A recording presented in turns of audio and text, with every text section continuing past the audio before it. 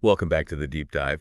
Today we're going to be talking about preclinical toxicology studies. Yeah. So that super critical step, before we can even think about giving a new drug to a person. Um, you sent over a transcript all about animal toxicology studies. And I think it'd be great to just kind of unpack that. Yeah. How do scientists actually use these studies to try and figure out if a drug is safe, before it even gets near a person? Right. And we can talk about different study designs, acute, subchronic, and chronic, all those, Right. and even touch on some of the rules from the FDA and ICH, Yeah. the folks that govern all this. It's a whole world that most folks just never even think about, But it's really the foundation for making sure that drug development is safe. Like, just imagine, before you or I would ever even consider taking a new medicine, scientists have to be as sure as they possibly can be that it's not going to hurt us. That's where these animal studies come in. Yeah, that makes total sense. And the transcript you send over, it really dives into all that, talks about acute studies, subchronic studies, chronic studies. What are the big differences between how those are done? Well, the main differences are really how long they are and what they're focused on. Like, think of an acute study kind of like a quick snapshot. Just a short-term check to see if there are any, like, immediate bad effects. Then you've got subchronic studies, and they're more like, okay, let's take a closer look over a few weeks, maybe even a few months, and see what happens when, you keep giving the drug over and over. So acute is like that initial, is it safe? Yeah, exactly. Okay, we didn't kill anything. And then subchronic is like, Right. all right, let's see what happens if we give it for longer. Exactly. Yeah. And then you've got the chronic studies, which can actually go on for years. And those are really important for figuring out any of those long-term effects that might not show up in the shorter studies. Years. Yeah. Years. Wow. Uh-huh. That's serious commitment to doing this right. Eh. That's wild. So it sounds like we're trying to get like the full picture The full picture. of, what could this drug potentially do if somebody took it for a really long time? We want to know the good, the bad, and everything in between, especially when we're talking about, medicines that people might be on for years and years. Now, I know this is always a tough conversation, but I think it's important to talk about the ethics Right. of animal testing. Can you talk a little bit about what rules are in place to make sure that these studies are done, in the most humane way possible? Absolutely. So the FDA and the ICH, they have really, really strict rules in place. They want to protect the animals and make sure the data is actually reliable. And one of the big things they focus on is this idea of the 3 Rs: replacement, reduction, and refinement. Yeah, I've heard of that. But for folks that maybe aren't familiar with it, could you break down what each one means? Sure. So replacement basically means whenever possible, you want to try to find another way to do the study that doesn't involve animals at all, like maybe using a computer model or doing some tests with cells in a dish. Reduction means, let's use the fewest number of animals possible while still getting good data. And then refinement is all about figuring out how to make the study as painless and stress-free as possible for the animals. So it's not just about getting the study done, it's about getting it done Right. in a way that's, as good as it can be for the animals. Exactly. It's about doing the least harm possible while still getting the information we need to help people. Gotcha. So we have all these different types of studies, but what are they actually looking for? Like, what are some of the specific things that the researchers are measuring to see if a drug is safe or not? Well, it really depends on the specific drug and what it's supposed to do. But some of the common things we look at are changes in blood chemistry, how well the organs are working, and even changes in behavior. Okay, so it's not just like, did the animal die or not? It's much more nuanced than that. Yeah, exactly. We're looking for any hint that the drug might be causing some kind of problem, even if it's something subtle. So how do they figure out, like, how much of the drug to give? I imagine finding that balance between, like, giving enough for it to work, but not so much that it's toxic. That's got to be, like, a really tricky thing. It really is. It's a delicate balance. They usually start with a really low dose and then slowly increase it, watching really carefully for any signs of trouble. The goal is to find that sweet spot, the therapeutic window where the drug is doing what it's supposed to without causing too many side effects. So it's like finding that Goldilocks zone Exactly. where it's not too much. Not too much, not too little. Not too little, yeah. It is. Right. I'm sure there have been times where, a drug seemed really promising in the early stages, Right. but then later on, some unexpected side effects popped up, right? Oh, absolutely. That's why this preclinical testing is so important. The thalidomide tragedy is, a really, really sad example of why we have to be so careful. Right. That was the drug they were giving to pregnant women for morning sickness, Right. and it ended up causing all those birth defects. Unfortunately, yes. It was a huge turning point in drug development. Uh-huh. It led to much stricter regulations and a lot more emphasis on testing drugs in pregnant animals before they're ever given to people. Yeah, that's incredibly sad, but also a really important lesson.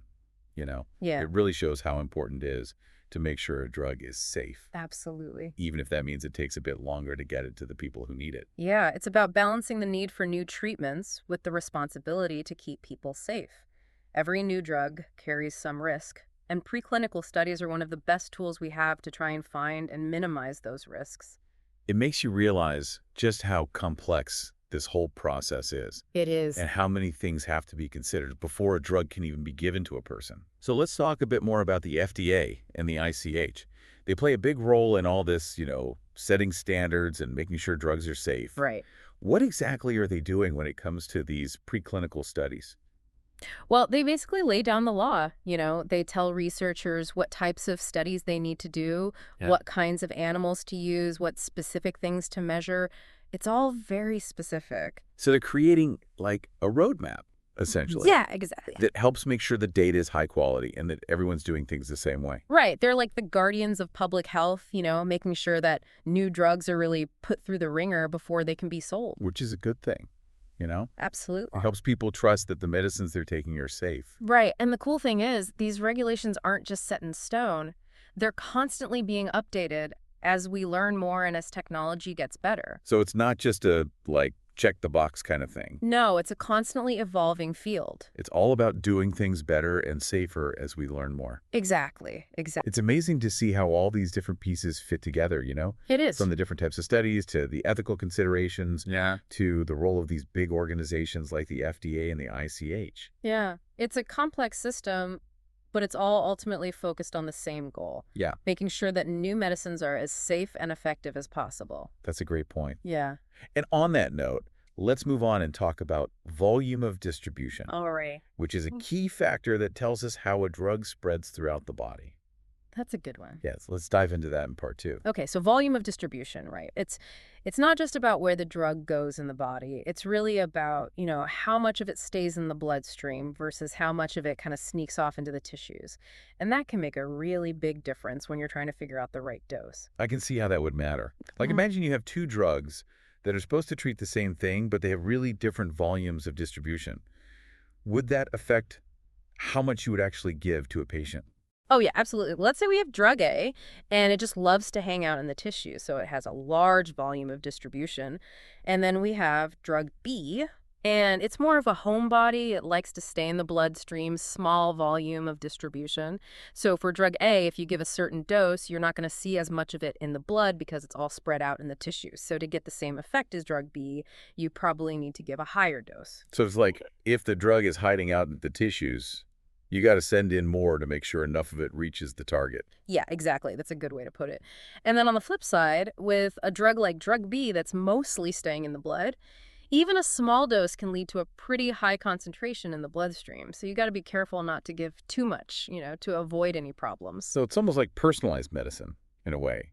You're tailoring the dose based on how the drug interacts with that specific person's body. Yeah, you could think of it that way. Now, how do we actually figure out this volume of distribution? It's not like we can just, measure it directly with a ruler or something. Yeah, I imagine it'd be pretty tricky to track every single molecule of a drug in the body. Yeah, it's definitely more complicated than that. What we do is we take blood samples after we give a known dose of the drug. Let's say a scientist gives a patient 100 milligrams of a drug intravenously. Right after they give it, they take a blood sample and find a concentration of, say, 10 milligrams per liter. Okay, so we know how much drug they gave and the concentration in the blood right afterwards. Then what? So we can calculate the volume of distribution by dividing the dose by that initial concentration.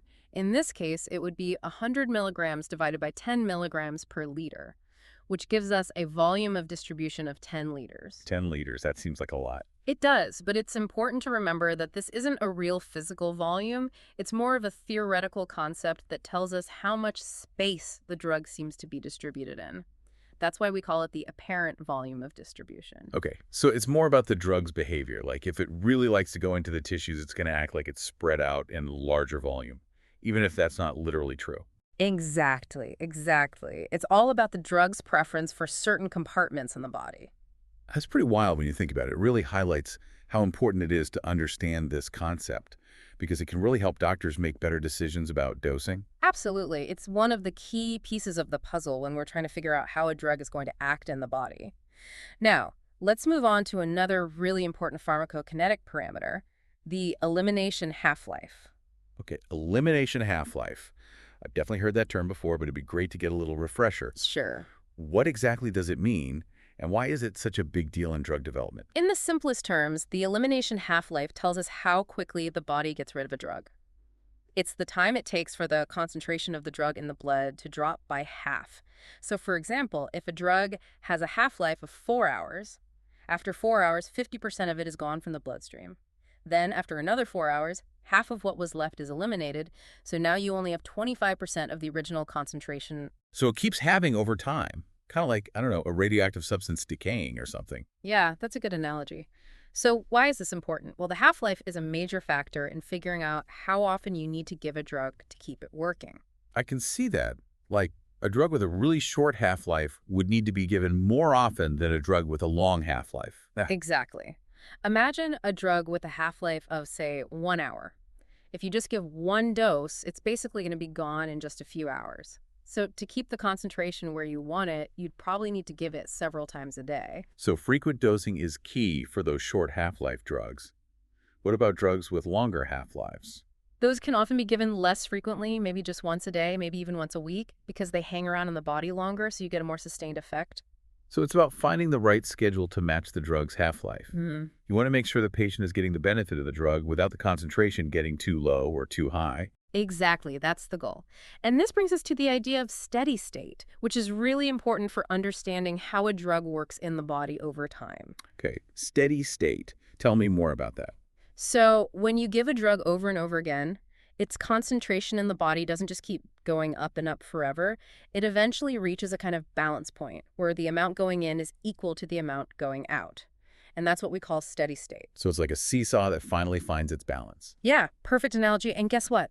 The half-life plays a big role in how long it takes to reach that steady state. Usually it takes about 4 to 5 half-lives. So for our example drug with a 4-hour half-life, it would take something like 16 to 20 hours to reach steady state. Yep, that's right.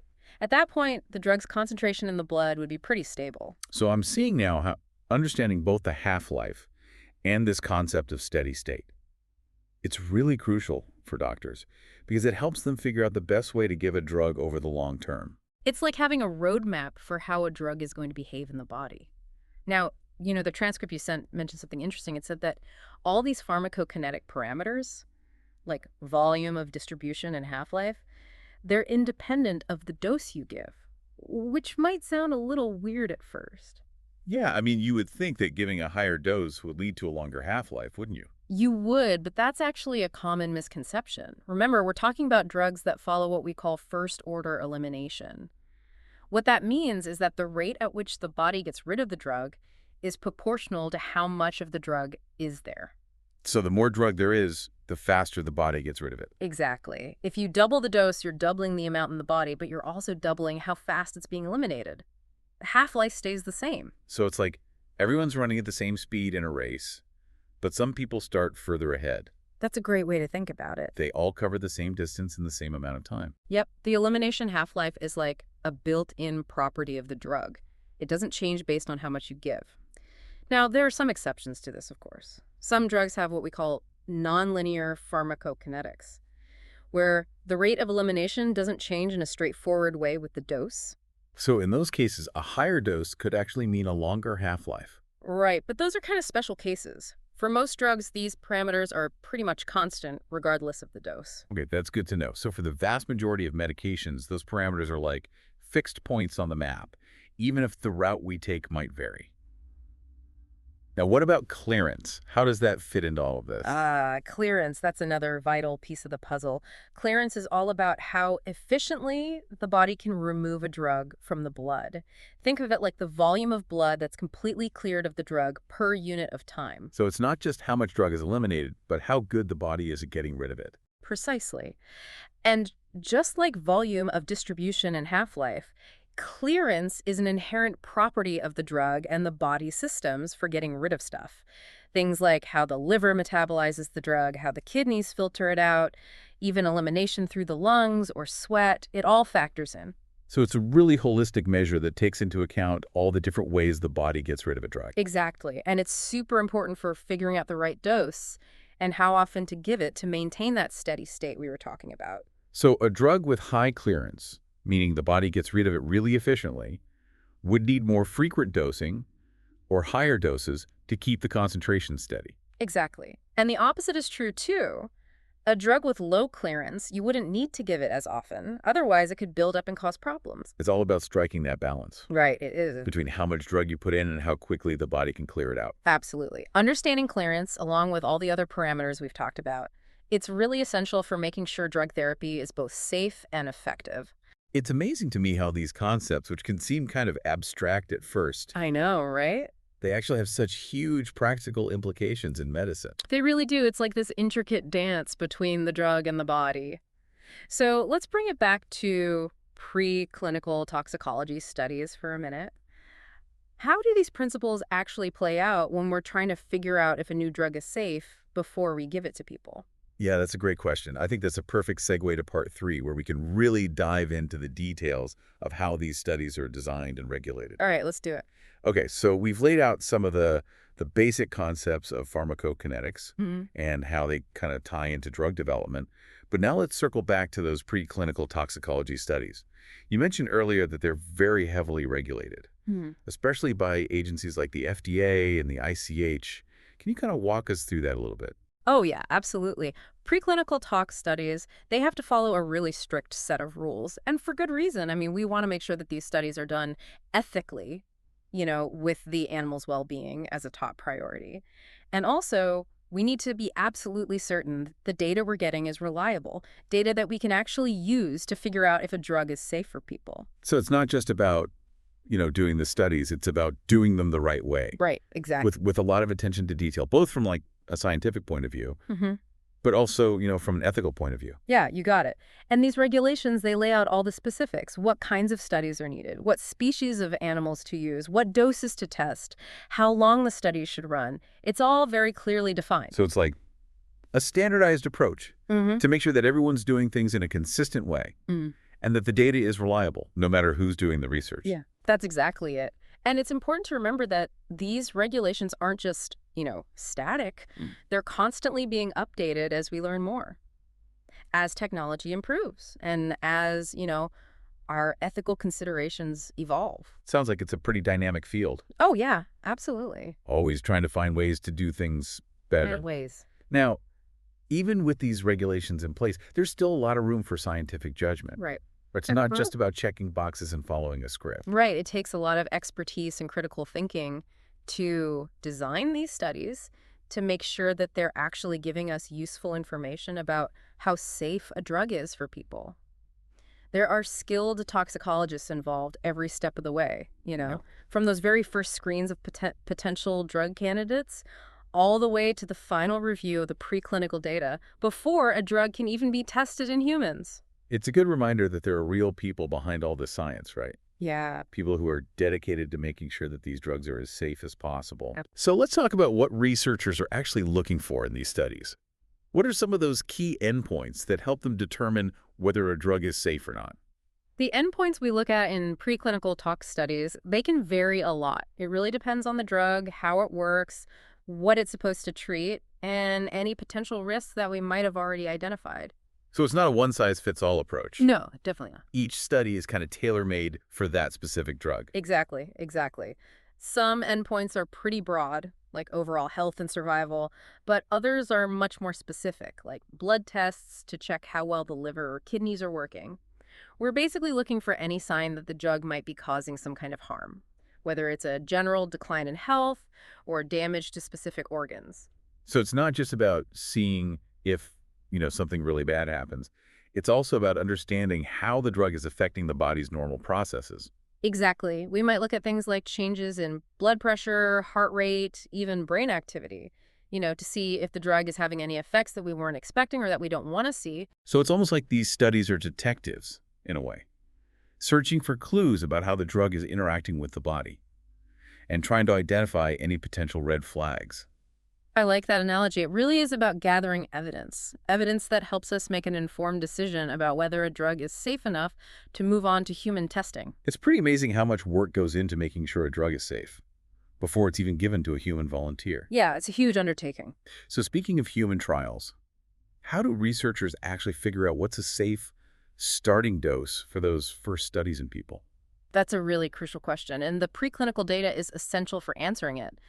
Researchers often start with what we call the No Observed Adverse Effect level, or NOAEL. Basically, it's the highest dose that was given to animals in the studies that didn't seem to cause any harm.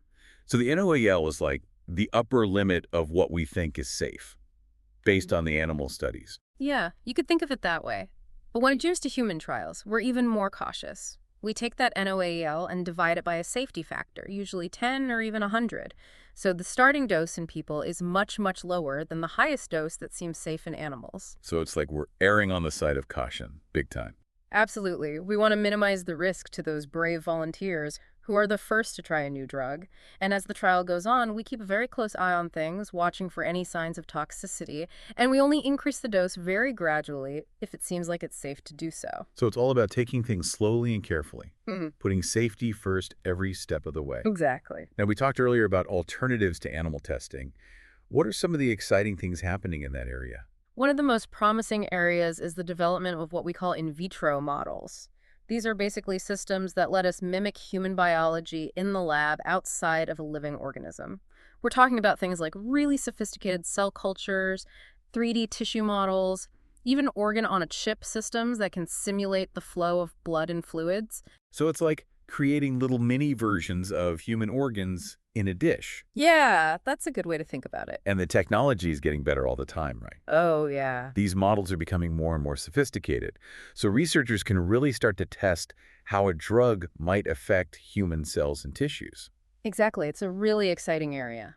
It sounds like we're getting closer to being able to test drug safety and effectiveness without having to rely on animal models as much. I think so, yeah.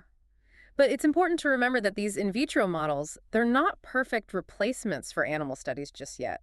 At least not for all types of research. They still need to be rigorously validated, and we're still figuring out the best ways to use them in drug development. So it's still work in progress, but it's definitely a field to watch. Absolutely. There's so much potential there. Well, this has been a truly fascinating deep dive. We've covered so much ground, from the basics of preclinical tox studies to the exciting future of things like in vitro models. I feel like I have a much better understanding now of all the work that goes into developing a new drug and all the people who are dedicated to making sure those drugs are safe and effective. Well, I'm glad to hear that. Thank you so much for sharing your expertise with us. My pleasure. And to our listeners, thank you for joining us on this deep dive. Hope you found it informative and maybe even a little bit inspiring. Until next time, stay curious.